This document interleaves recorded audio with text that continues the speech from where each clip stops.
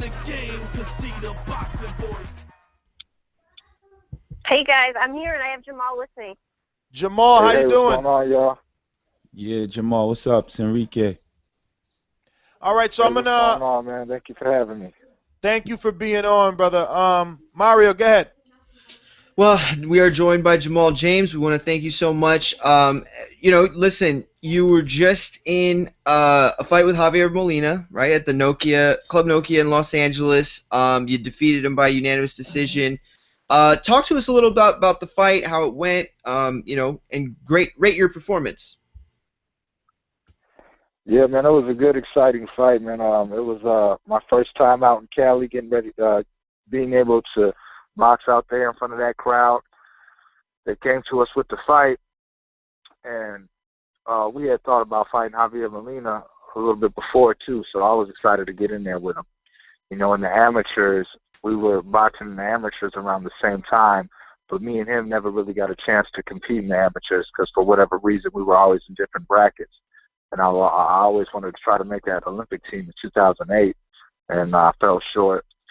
So, you know, to be able to compete against him on a professional level, knowing that, you know, he was a 2008 Olympian was big for me. And to be able to go there in his hometown and to put on a performance like that and win a unanimous decision, you know, made me feel real good and just really boosted my confidence. And I'm just, you know, ready to keep stepping it forward. The fight itself, we kind of stuck to the plan. You know, we wanted to keep the fight long and keep him out at the end of my punches and use my reach and box him and then, you know, try to catch him with some sharp stuff and hurt him. And if I seen him hurt, try to jump on him. He was a little bit quicker than I thought he would be. And he had a little bit tricky movement. You know, he actually has kind of a long reach. You know, even though I had the height and stuff on him, I still had the reach on him. But he had some long arms too that kind of surprised me. But we caught his rhythm and we frustrated him, you know, with the jab. Was able to put on a great show and get that win. Jamal, I just want to stay on the fact that you brought up the amateurs. You know, I know that I believe who did you interview with? I think it was Fernando Pimentel interviewed you, and you were just letting us know your prediction for the Danny Guerrero fight and the fact that you knew Danny from the amateurs. And I just want to know, who else did you know from the amateurs? Because you are 27, like a lot of these guys like Thurman and Porter, 27, 28, Danny's 27. So we just want to know, how long have you been around, and also where you been at? I mean, you're 27, 19-0, where these guys have already, you know, done a lot more in their career. Yeah, man. So I was around in the amateurs when Thurman and them was in the amateurs. You know, I watched him fight in the amateurs. I watched Shawn Porter. I used to be at all those national tournaments with those guys. And, you know, like I said, I got to compete against Danny Garcia in the amateurs. I got to compete against Terrence Crawford in the amateurs. So a lot of the main cats, you know, that are world champions now, I fought those dudes and was at that level with them in the amateurs. So, you know, seeing that just kind of motivates me to get on my stuff and really see how far I can take this boxing thing, because these guys, you know, are competing at top levels in the professionals, getting, you know, good paychecks and purses and, you know, being able to do a lot of things in their lives that, you know, the normal Joe can't do because they have those type of opportunities. So, you know, boxing is in my family. So I started when I was 5. I started competing when I was 8, you know, so I had been doing amateur boxing for a long time before I turned pro. So I think the thing is that Minnesota gets a kind of a bad rep for boxing when it comes to the professional game. You know, it's a state where we had to kind of overcome a lot of adversity, and they kind of have certain people that they pushed, or they used to, I should say, have certain people that they pushed here.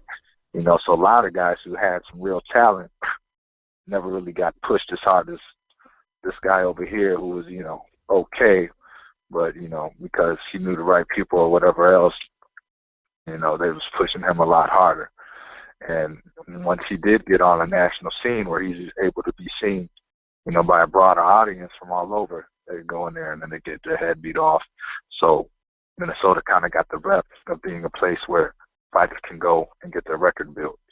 You know, so I think that coming out of Minnesota, you know, you gotta squash that rumor, which I feel like we're doing, you know, and we, especially with the last win and the one before that, and also we got some other guys coming out of here that's been doing pretty good. Robert Brandt, who actually, you know, trained and learned his craft out of the gym I box out of. He's training out in Texas now, I think it is, with another trainer doing this pro thing, but he just had a fight on Showtime. He knocked his dude out, so he's doing his thing. And then we got Caleb Truex, who's been doing his thing and has been on some PBC events a couple times, and a couple other people.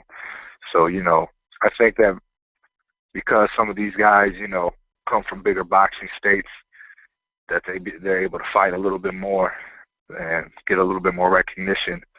And I think I had to, you know, kind of get out of that, you know, Minnesota fighter type guy where he's, you know, he got a nice record, but it's because, you know, he ain't really fought nobody and this and that.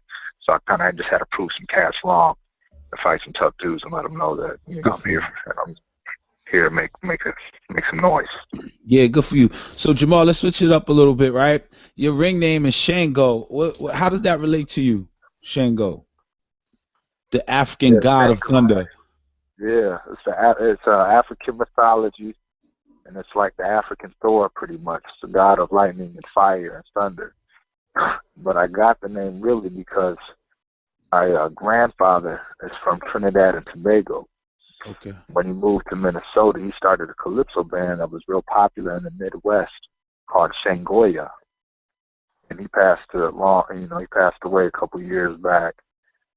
Trying to keep his memory alive and his name alive, I took the name Shango because Shangoya, you know, is just that's where that word comes from Shango, and I thought it fit perfectly too. Every time we step in the ring, we want to bring the lightning, the fire, and the thunder, and it also has a deeper, you know, meaning when they say that, you know, Jamal Shango James is out. I think, you know, okay, I'm carrying on a legacy also. My grandfather made his name big with his music and stuff, and being able to perform on that scene. Now I want to be able to perform in the ring on this scene and kind of keep it going, you know. Yeah, that's beautiful.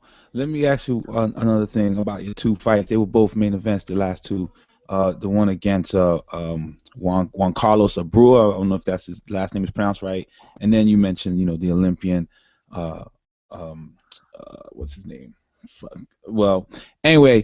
Molina. Yeah, Molina. Javier Molina. What did you learn off those two fights going after reviewing the tapes? What did you learn about yourself to get improved? You know, I learned that I could adjust when I need to in there, and I can be calm under hard pressure and bite down and listen to my corner and make things work, you know. So when I fought Abreu, we kind of had the same game plan. You know, a lot of guys that I fight, you know, because of my God-given gifts and being tall and lanky like that, a lot of guys I fight are shorter. So, you know, the main thing is being able to keep them outside, which was kind of the game plan for Abreu, but he kind of came in just bum rushing, you know, and he was roughhousing and doing a couple little tricks and this and that. So at first I kind of had to adjust to that, and we was working on the inside a lot at first, but then I was able to kind of start dancing and start moving and catch him with some combinations and adjust to his style, you know. And Javier Molina, I knew he was a little bit slicker than Abreu, and I thought he was going to actually pressure a little bit more, but he kind of came out and was trying to box more and try to pull me in, and I seen it. But you know, since I got the range on him, I just stick with my boxing and kept him long and frustrated him and made things work.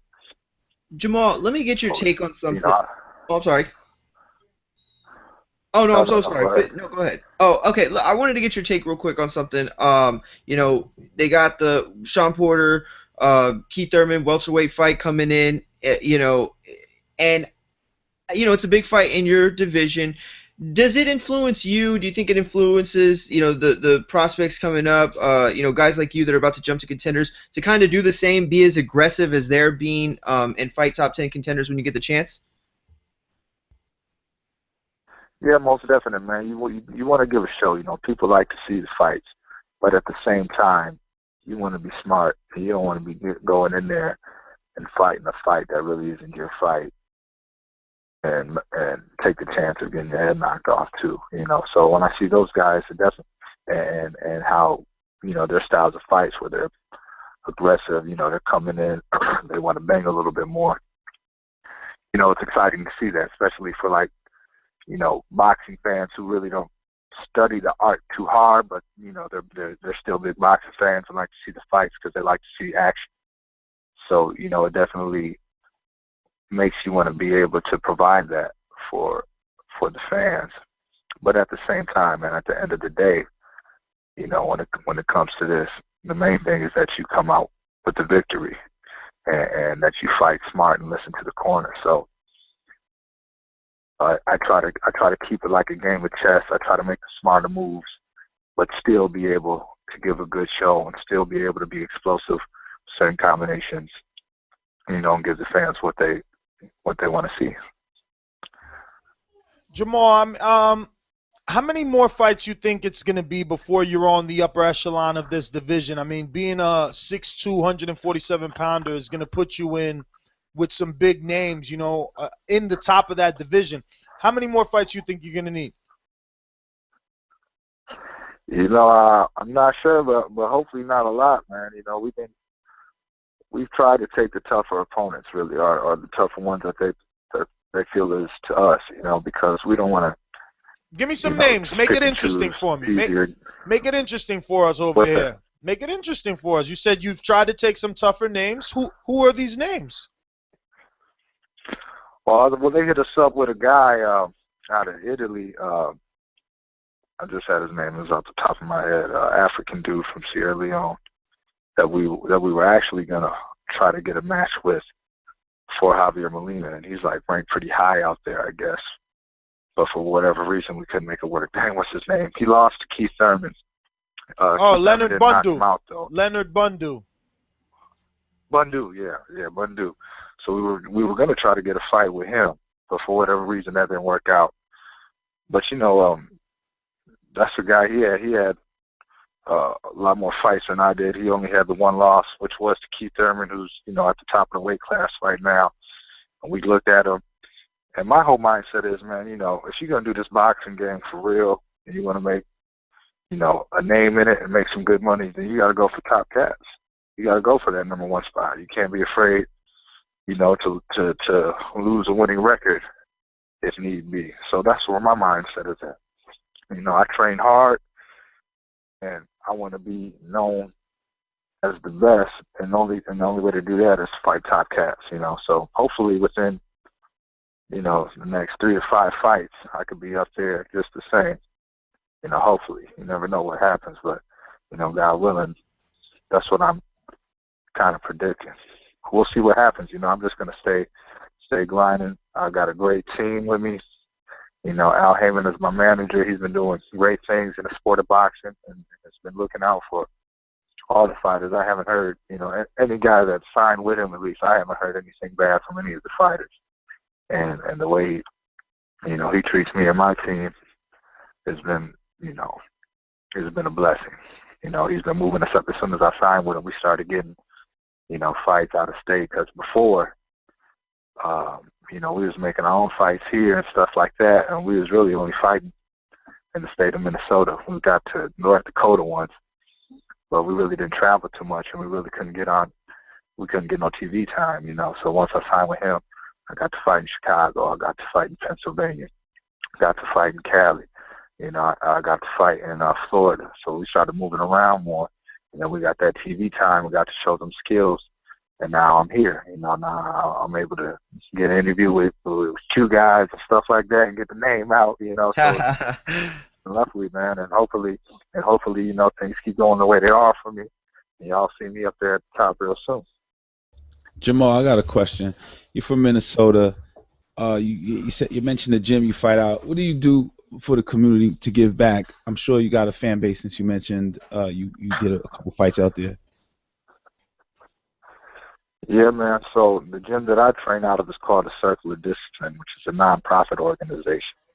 and it's really big on giving back. You know, when it first opened up, its main focus was giving troubled and inner city youth a place where they can come and channel their aggression and their energy and stay off the streets.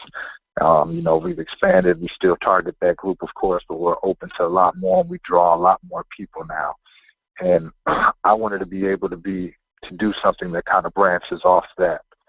So I, in the works of opening my own business called Shango Nation, which is a branch of the Circle of Discipline organization. And what I hope to do is that, as my career keeps getting bigger and I keep getting more popularity with my name and from, fights, victories, that I can use that popularity in order to bring awareness to certain organizations and help bring funding to those organizations that really need it, that are doing great things within the community, whether it's focusing on nutrition for people, health and fitness, gang violence in the city, with inner city youth, whatever, you know what I mean? Because that's what the circle is all about. And I've seen it change a lot of lives, including my own. I don't know what I'd be doing if I wasn't brought down there and if I didn't stick with it. Yeah. So congratulations that's what on we got in the works right now, man. So, hopefully I can make a big impact and use, the skills that I have and the popularity or fame that comes with this boxing career to be able to put it to good use. Absolutely, absolutely, and that's great to hear, especially from a fighter in your stage where you're still making your name. Ness, you got a question, Ness? Absolutely. I mean, I can't let him go without asking, how did that happen? You said that you tried to get a fight with Leonard Bundu.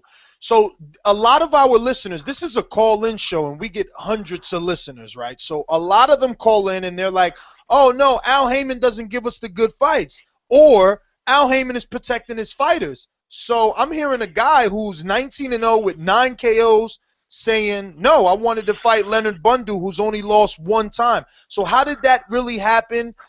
Does Haymon tell you, like, no, Jamal, don't fight that guy, it's too soon. He's all bad for you, champ. How's that conversation go? Now, man, he had brought him to us. Actually, Al Haymon and his team, they brought that name to us, and we looked him up. We was like, oh dang, because truthfully, I didn't know too much about him at the time, and then I seen him, looked at the record, and I'm like, oh yeah, this cat, he only also, and when we checked him out, we was like, yeah, let's fight him, and Al Haymon and the team brought him to us and asked us if we wanted to get down. And we said, yeah. I don't know exactly what happened, but I think it had to do more with Bundu and his people over there. I think they might have overpriced it, or, they had too many demands that just wouldn't be, beneficial or profitable or whatever else. I don't know. I don't want to speak on the whole business part because I wasn't in that, talking directly with Bundu's camp or whatever else. But as far as like picking easy fighters and stuff, that hasn't happened with us. So speaking for myself, they've always come with guys that, were going to push us and bring us to a higher level or going to make us fold under the pressure. So when we fought Abreu, I believe he was 18-1 with like 17 knockouts, 16 knockouts. He was knocking out all the dudes he fought, and we took that fight. I really wasn't supposed to be the main event, but the main event fight had fell off, so we got boosted up to the main event. And we went in there. I mean, you seen he came out, and he was, banging a little bit, kind of. I had to adjust in that fight, but we adjusted, and that fight, made us use our knowledge of the sport and our art and push us to our limits. And we came out with a great win and gave the fans a great show. And, the next fight we took was Javier Molina, who was the 2008 Olympian. And we fought him right in Cali in his backyard. A lot of cats, especially in the pros, really don't want to take that chance. But like I said, I'm trying to be a top contender. I'm trying to be a world champion. So You know, you got to take some hard fights, and you can't be afraid, you know, what the outcome may be. You just got to put it on the line. And that's what we went and did, and we came out with another victory. So, you know, Al Haymon and them, they've been bringing us, you know, tough opponents, but they haven't, you know, it's been perfect for how our career is growing. You know what I mean? So absolutely, man. Like, you're definitely flourishing, you man. know. You're definitely flourishing. Credit to you for getting those main events and stepping up when you had to. Thank you. Listen, we want to thank you for giving us the opportunity to interview you and taking time out to do this. And also, I want to make sure that you made the correlation between Uli Martinez, who went to your gym, I think last year, and did some work for you, with you, for us, for the Boxing Voice. Obviously, I don't know if you made it. He's from your area, Dominican Okay. reporter. Yeah. Yeah, he works with us. So that I just wanted to make sure you remembered that. And also, can you give out any social media that you may have so that listeners that are listening that aren't following you can do so? Yeah. You can check me out on Facebook at Jamal Shango James. You can check me out on Instagram, Jamal Shango. Check me out on Twitter at Jamal Shango. I got my own website as well, ShangoNation.com. And if you guys want to know what's going on with me or whatever fights I got coming up, you can also log on to that. And I'll post, you know, whatever fights I got coming up, whatever events I'm doing, you know, whatever movements I'm trying to help out. That'll all be posted on there as well, you know. And you know, I still train out of the Circle of Discipline. So if you go to circleofdiscipline.org, they usually show a lot of love, and they, you know, whatever I got going on, they'll post on that, whether it's a fight or whatever else. Well, Jamal, thanks So, again. Thank you guys for having me, man. I really appreciate it. Thank you for the support. You know, it's just a blessing for me, and I appreciate that. Well, we're gonna be following your career, man. You're an impressive 6'2", man. That we want to see you just based off the height. See what you're gonna do in that division. Gina, we love you. Thank you so much. Let's get to some callers here. We gotta get who do we leave off with? Anybody know? Well, we left.